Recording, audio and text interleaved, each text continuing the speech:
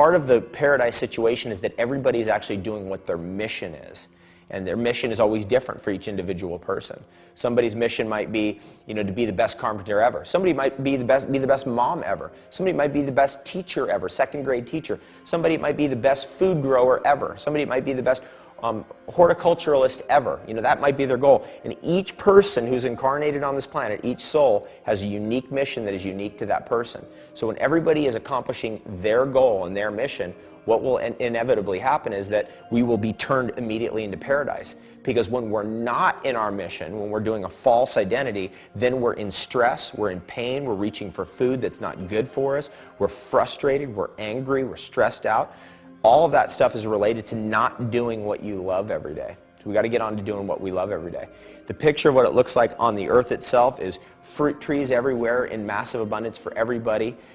All houses are constructed out of recycled materials that have been pulled out of landfills. We've taken all nuclear waste and we've launched it either to the center of the sun or imploded it with Brown's gas or something like that and gotten rid of it. We've used fungi to clean up all the oil spills and all the petroleum messes that have ever happened. We use fungi to clean up landfills. We use the technology of using spores and fungi to remediate pesticide-sprayed land. We can definitely see that all our oceans would be completely pure, totally pristine and clean. There would be no more radical corporations who are like a chicken with their head cut off, just running around like crazy, destroying everything in sight.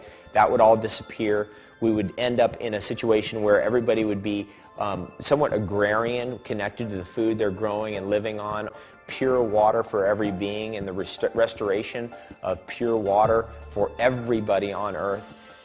We would be in a situation also where the population would be, maybe we'd have to get into a situation where, hey, you can't have 18 kids, maybe 2 or 3 or something like that, so that we don't overpopulate ourselves and get into the similar mess we're in today.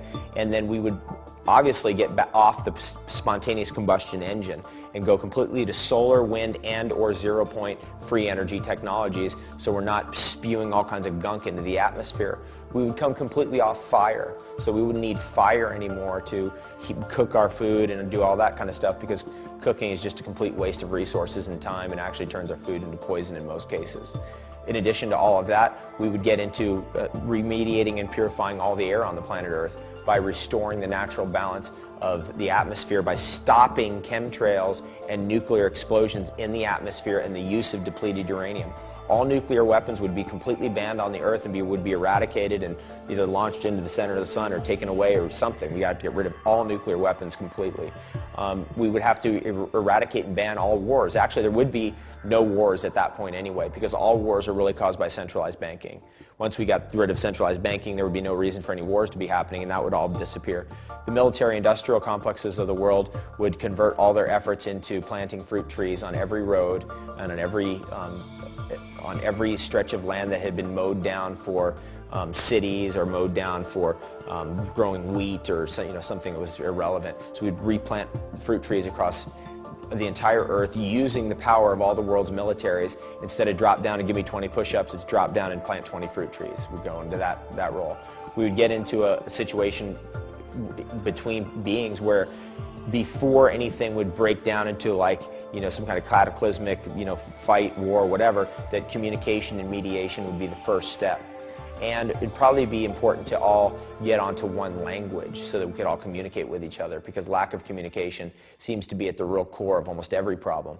And probably, at this point, it's probably going to be English, because English is so widespread on the planet, and the internet language is English. That's probably a big factor as well. The internet would become a ground for all scientific information, all film, data, media to be available for everyone for free. And it's going that way anyway, so everybody would be able to get all that stuff for free. And we'd have to come off the whole money system as we know it, where everybody's just trying to climb over each other to get more money for what? For more trash in the oceans? That kind of thing. So we just get out of that complete aberration or miasm and drop it. each being would be responsible for their own health. So we'd get completely out of this whole idea of government-sponsored health, and each person is alone responsible for their own health. All pesticides, herbicides, larvicides, fungicides, artificial fertilizers would be banned from the earth forever. That's a complete disaster. It's the worst thing ever. Thank God that's over with. And we would finally come to a place where each person in their own life would be experiencing peace and bliss most of the time and actually wanting to be here. And the reason why we have chaos and disease and despair is because a lot of people don't even want to be here, so they just want to blow other people up and get out of here. And we would get out of that, so people would actually want to be incarnated on earth, and we'd get into a religious state or a spiritual state where there's not heaven over there somewhere, because we have all these religions that say heaven's over there and hell's right under here, because it is like that right now. People are in such pain that they want heaven to be far away from here, but in fact, really, heaven is right here, right now, and hell is right here, right now. So we'd get out of this religious idea that we're going to ascend right over there, but in fact, we would ascend and stay right here because this is where we want to be, because this is actually paradise finally, and we're going to get there. We will eventually get there. Some of us will be dragged kicking and screaming. Some of us will be stoked to get there soon.